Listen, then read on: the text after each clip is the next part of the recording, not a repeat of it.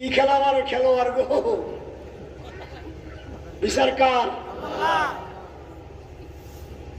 লাশটা আল্লাহ মাহমুদুল্লাহ আশরাফ রহমতুল্লাহ আলাইহি হাফিজ জুজাই সাহেব জাদা খেলাফত আন্দোলনের প্রধান ছিলেন। হযরতকে বললাম, হযরত এই খবর, বলে লাশ নিয়ে আসতে বল কামরাঙ্গীর চর। নিয়ে আসছে। আসার পর লাশটা মসজিদের সামনে রাখছে, হঠাৎ করে চতুর্দিক থেকে পুলিশ ঘেরাও করে ফেলছে। যারা নিয়ে এসেছিল লাশ তারা মসজিদের ভিতরে ঢুকে গেছে ভয়ে। আমি আমার রুমে বসে বসে চিন্তা করতেছি, 2-3 দিনের লাশ মনে হয় পচে গেছে। আমি গন্ধ শুনলে আমার বমি হয়। আমি অপেক্ষায় ছিলাম কি করি। হঠাৎ করে একটা বাতাস আসছে, শুকরান। হঠাৎ আমার ওই কোরআন আয়াত মনে হলো, ওয়ালা তাকুলু লিমান ইউকতালু ফি সাবিলিল্লাহি আমওয়াত বাল আহইয়া। আমি রুম থেকে বেরিয়েছি, বেরিয়ে বক্সটা খুললাম। খোলার পর চেহারার কাপড় সরালাম এতটুক, তাকে নিয়ে নুরিয়ার পেছনে একটা কবরস্থানে দাফন করলাম। 2013 সাল।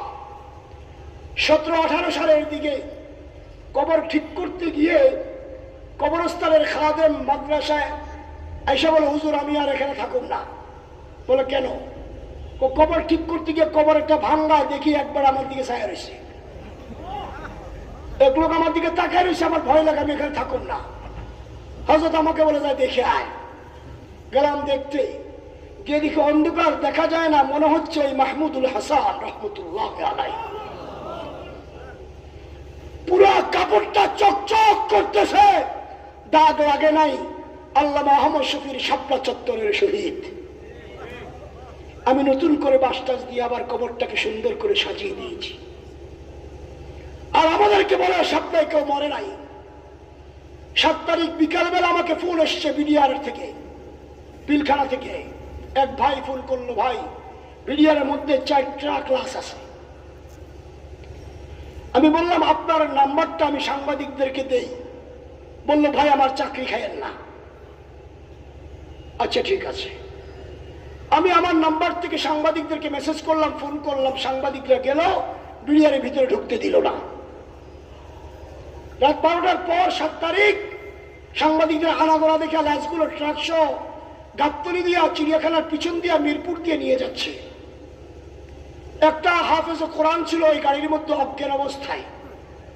ঝাঁকির ছুটে আল্লাহ তার জ্ঞান ফিরাই দিছে। ও লাফ দিয়ে উঠছে, ওটা ট্রাক থেকে লাফ দিয়ে দৌড়াইতে দৌড়াইতে গাবতলী ব্রিজের গোড়ায় এসে এক চায়ের দোকানে আইসা ফোন করছে। তার পরিবারের লোকজন আইসা ছেলেটাকে উদ্ধার করেছে। ছেলেটার এখনো বুড়া অবস্থা, ভালো না।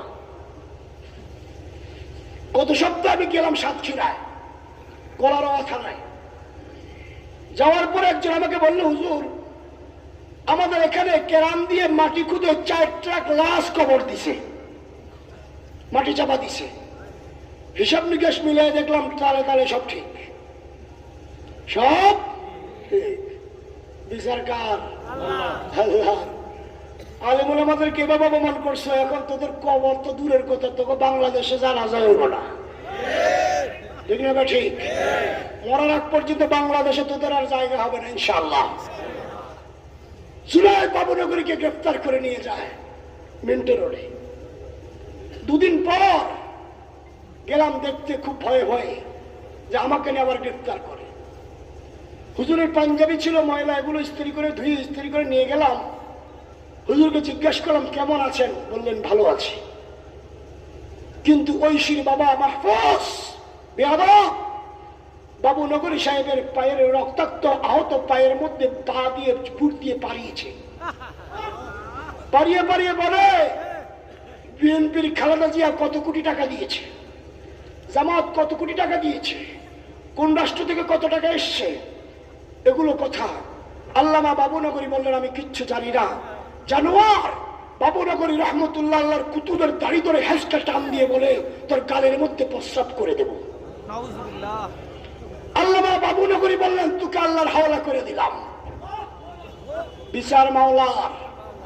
কিছুদিন পর আল্লামা বাবুনগরী রহমতুল্লাহ আলাইহ জেল থেকে মুক্তি পেয়ে গেলেন কুদরতি ভাবে।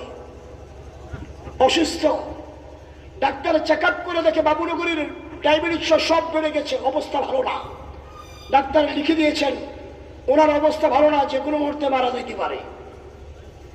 ডাক্তারিটা দেখা প্রশাসন মাথা খারাপ, যে হুজুরা যদি আবার খেপে তাইলে খবর আছে। রাত্রেবেলা স্পেশাল আদালত বসাইছে, হুজুরের উকিলকে ধানমন্ডি থেকে ধরে আনছে, আইনাকে আপনি সব মামলা জামিন চান। হুজুর গাড়ির ভিতরে সব মামলা জামিন করে, জামিন দিয়ে হুজুরকে পাঠাই দিছে আল্লামা বাবুনগরী হাটহাজারি। বিচার মাওলা ঐশী মদের টাকা চাইছে, দিতে পারে নাই। ঘুমের চায়ের সাথে ঘুমের ট্যাবলেট খাওয়াইয়া অজ্ঞান করে বাথরুমে নিয়ে 6 টুকরা। কয় টুকরা? কয় টুকরা? আমরা বলবো আলেমদের সাথে বেয়াদবি করিও না। যে সমস্ত পুলিশরা, র্যাবরা, বিজিবিরা, অফিসাররা আল্লাহ আহমদ শফির সাথে বেয়াদবি করেছে, বাবু নগরীর সাথে বেয়াদবি করেছে, আহমদ শফির হেফাজতের সৈনিকদের সাথে বেয়াদবি করেছে, আল্লাহ তাআলা কোনটারে পাগল করে দিছে, কোনটা প্যারালাইসিস আক্রান্ত, কোনটার বউ গেছে না, কোনটা পালা গেছে। সর্বশেষ লেডি ফেরাউন, ওদের নেতা লেডি নেতা সর্বশেষ দুপুরে লাশ জুটে নাই পালাইয়া বাজারে দিচ্ছে দিল্লি দিল্লি দিল্লি বাইরে গেছে না। সরকার সাবধান। মামলা দিছে আমার নামে এতুরি, ঠিক না? ঠিক মামলা দিছে কতটি? 1 কোটি।